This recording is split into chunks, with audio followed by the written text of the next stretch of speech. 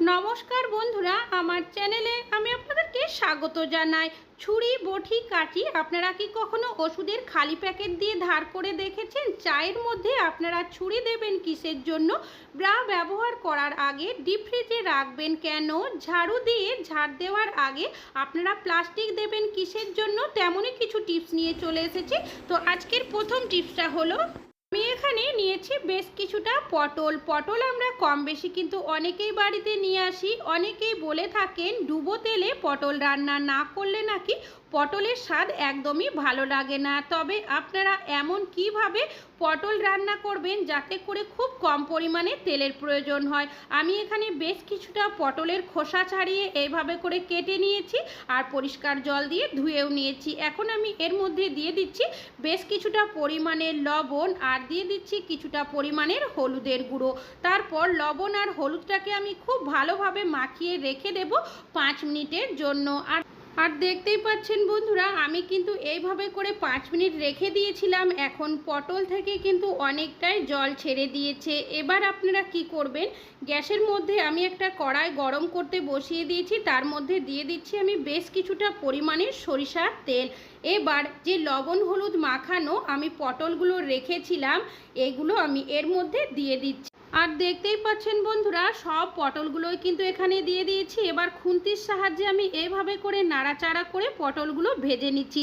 আমরা যদি লবণ হলুদ মাখিয়ে তারপর পটলগুলো ভেজে নিই সেক্ষেত্রে দেখবেন পটল ভাজতে কিন্তু খুব বেশি পরিমাণে তেলের প্রয়োজন হবে না। অল্প পরিমাণে তেলেই কিন্তু আমরা পটলটা ভেজে নিতে পারবো।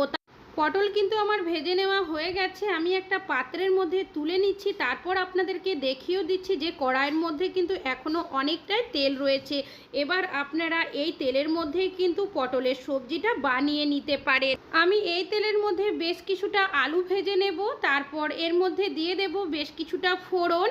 তারপর ঠিক যেভাবে আপনারা সবজি রান্না করেন ঠিক সেইভাবেই মশলা লবণ হলুদ দিয়ে আপনারা রান্না করে নেবেন। আর দেখতেই পাচ্ছেন বন্ধুরা, আমি কিন্তু এখানে আর তেলের ব্যবহার করিনি, ওই তেলের মধ্যেই কিন্তু সবজিটা করে নিয়েছি। পরিমাণ মতো জল দিয়ে ঢাকা দিয়ে এই ঢাকাটাকে খুলে নিয়েছি। সবজি কিন্তু আমার এখন সেদ্ধ হয়ে গেছে। এবার আমি এই সবজিটাকে একটা পাত্রের মধ্যে ঢেলে নিচ্ছি। তাহলে বন্ধুরা আশা করছি আপনাদের এই টিপসটি অনেক বেশি কাজে আসবে। এইভাবে করেও কিন্তু আপনারা পটলের সবজি খুব কম পরিমাণে তেলে বানিয়ে নিতে পারেন। ভালো লাগলে লাইক করবেন। এখন চলে যাচ্ছি পরবর্তী টিপস। গরমকালে আমরা যখন বাইরে থেকে বাড়িতে আসি বা জলদির মধ্যে যদি আমাদের ঠান্ডা কোনো কিছু খেতে ইচ্ছা করে, যে কোল্ড ড্রিঙ্কস বা জুস আমরা বাড়িতে নিয়ে আসি সেটা যদি ঠান্ডা না থাকে আর তার মধ্যে যদি আমরা বরফের টুকরো দিয়ে দিই তার স্বাদ কিন্তু একদমই ভালো লাগে না। তবে আপনারা কোল্ড ড্রিঙ্কস বা জুস কীভাবে তাড়াতাড়ির মধ্যে ঠান্ডা করে নেবেন তেমনই একটা টিপস শেয়ার করছি, চলুন দেখে নেওয়া যাক। আমি এখানে একটা তাওয়াল নিয়েছি আর সেটাকে জল দিয়ে খুব ভালোভাবে ভিজিয়ে তারপর নিংড়ে নিয়েছি। এবার তাওয়ালটাকে আমি এইভাবে করে বিছিয়ে নিলাম। এই যে বোতলটা রয়েছে স্লাইসের, এইভাবে করে দিয়ে তাওয়ালটা দিয়ে এইভাবে করে মুড়িয়ে নিচ্ছি। এবার এটাকে আপনারা কোথায় কিভাবে রাখবেন চলুন দেখে নেওয়া যাক। আমি এখন চলে এসেছি ডিপ ফ্রিজের সামনে। ডিপ ফ্রিজের মধ্যে রেখে দেব আমি 5 মিনিটের জন্য। ফিরে আসছি 5 মিনিট পর। আর এটা কিন্তু আপনারা যদি নর্মাল ফ্রিজে রাখেন সেক্ষেত্রে কিন্তু আরও একটু বেশি সময় রাখতে হবে। 5 মিনিট হয়ে গেছে, আমি এটাকে বের করে নিয়েছি। এবার আমি এটাকে ঢেলেও আপনাদেরকে দেখিয়ে দিচ্ছি। আপনাদের যদি হাতে সময় না থাকে, তাড়াতাড়ির মধ্যে যদি কোনো কোল্ড ড্রিঙ্কস বা জুস খেতে ইচ্ছা হয় তখন কিন্তু আপনারা এইভাবে করে ঠান্ডা করে নিতে পারেন। তাহলে বন্ধুরা আশা করছি আপনাদের এই টিপসটি অনেক বেশি কাজে আসবে। ভালো লাগলে লাইক করবেন। এখন চলে যাচ্ছি পরবর্তী টিপসে। নিয়েছি ব্রা আমরা প্রত্যেকটা মহিলারাই কিন্তু ব্যবহার করে থাকি। অনেক সময় দেখবেন বেশ কিছুদিন ব্যবহার করার পরই ব্রার নিচের যে সাইডটা থাকে সেই সাইডটা হোক কি কাঁধের সাইডটার মধ্যে যে রাবারটা থাকে সেটা অনেকটাই ঢিলে হয়ে যায়, যার কারণে আমাদের ব্রাটা নতুন থাকলেও কিন্তু তখন এই ব্রা ব্যবহার করতে অনেকটাই অসুবিধা হয়। তবে আপনারা এই ব্রাগুলো ফেলে না দিয়ে আবারও কিভাবে ব্যবহার করবেন চলুন দেখে নেওয়া যাক।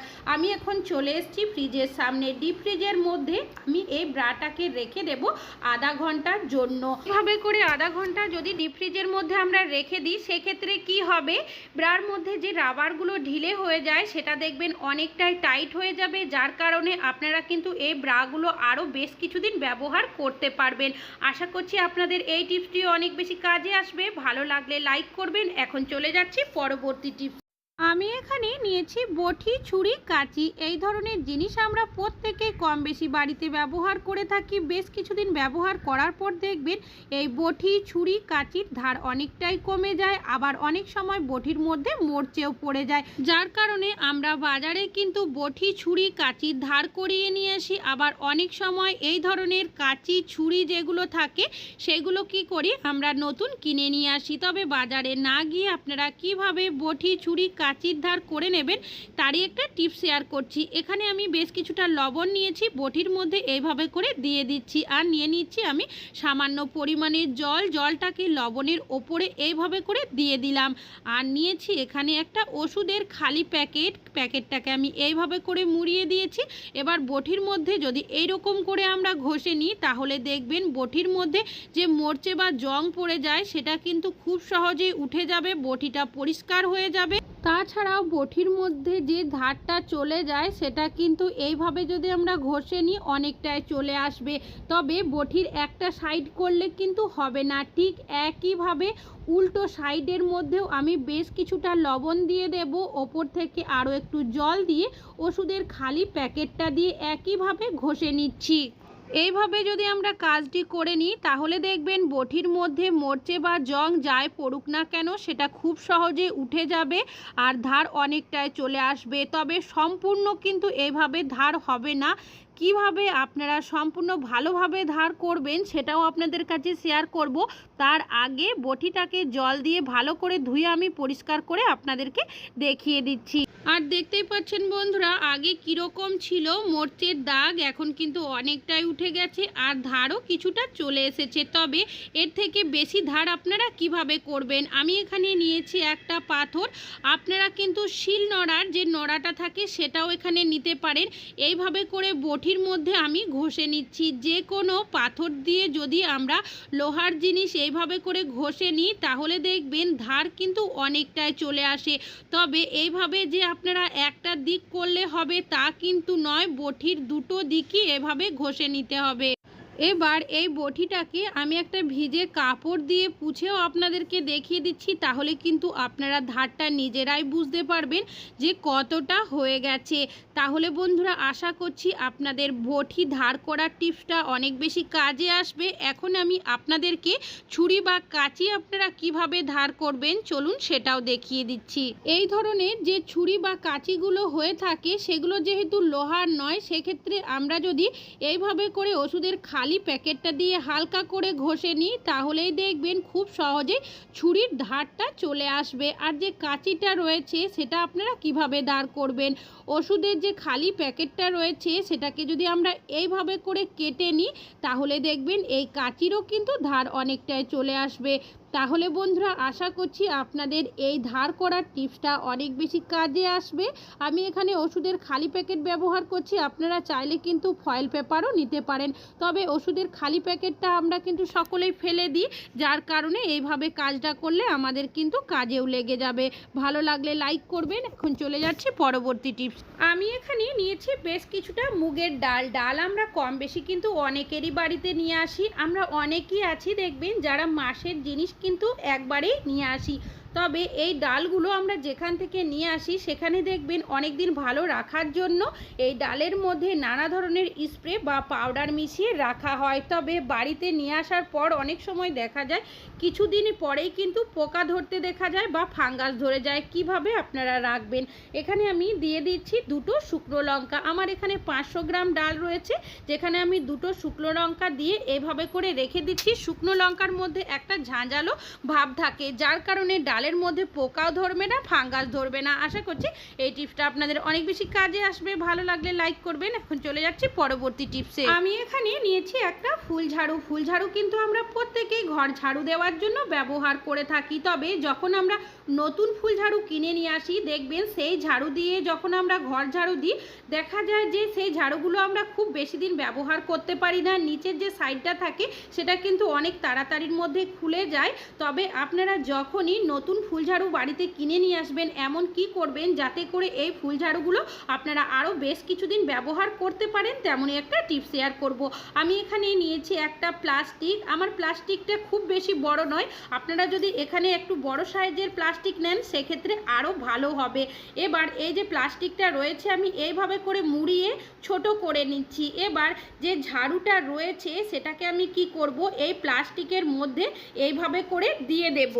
তারপর এই প্লাস্টিকটাকে আমি 2 থেকে 3টে এইভাবে গিঁট দিয়ে দিচ্ছি। আপনাদের প্লাস্টিকটা যদি বড় হয়ে থাকে সেক্ষেত্রে আপনারা 2বার পেঁচিয়ে তারপর গিঁটটা দেবেন। এবার যাতে করে গিঁটটা খুলে না যায় সেই কারণে আমি এখানে একটা আয়রন একটু গরম করে নিয়েছি, খুব বেশি কিন্তু গরম করিনি।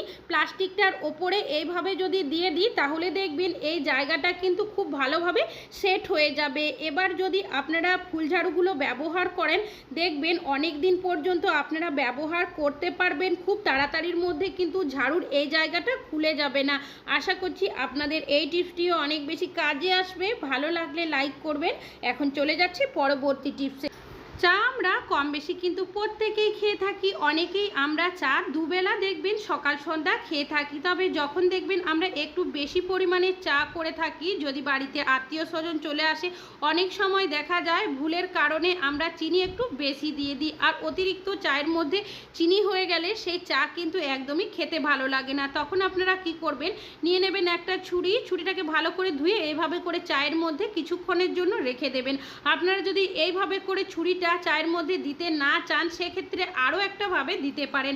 চাটা প্রথমে আপনারা ছেঁকে নেবেন, তারপর চায়ের মধ্যে এইভাবে ছুরিটা যদি দিয়ে রাখেন দেখবেন অতিরিক্ত যে মিষ্টিটা থাকে সেটা কিন্তু অনেকটাই কমে যাবে। আশা করছি আপনাদের এই টিপসটি অনেক বেশি কাজে আসবে। ভালো লাগলে লাইক করবেন। এখন চলে যাচ্ছি পরবর্তী টিপসে। এখানে নিয়েছি নেল পলিশ। নেল পলিশ আমরা প্রত্যেকটা মহিলারাই কিন্তু কম বেশি পরতে পছন্দ করি। তবে যখন আমরা নেল পলিশ পরার জন্য ঢাকনাটা খুলতে যাই অনেক সময় দেখা যায় এমনভাবে টাইট হয়ে যায় খুলতে পারি না। আবার অনেক সময় হাত স্লিপও কিন্তু করে, যার কারণে ঢাকনা খুলতে পারি না। তবে আপনারা যখনই নেল পলিশ পরবেন এই ধরনের সমস্যার মধ্যে পড়লে কি করবেন, নিয়ে নেবেন 2টো রাবার ব্যান্ড দিয়ে এইভাবে করে ঢাকনার মধ্যে 2 থেকে 3বার পেঁচিয়ে দেবেন। তারপর আপনারা যদি ঢাকনাটা খুলেন এইভাবে করে দেখবেন খুব সহজেই কিন্তু আপনারা নেল পলিশের ঢাকনাটা খুলে নিতে পারবেন, আর কোনোই কিন্তু সমস্যা হবে না। ভালো লাগলে লাইক করবেন। আজকে এখানেই শেষ করছি, আবার চলে আসবো আরও নতুন টিপসের ভিডিও নিয়ে। ততক্ষণ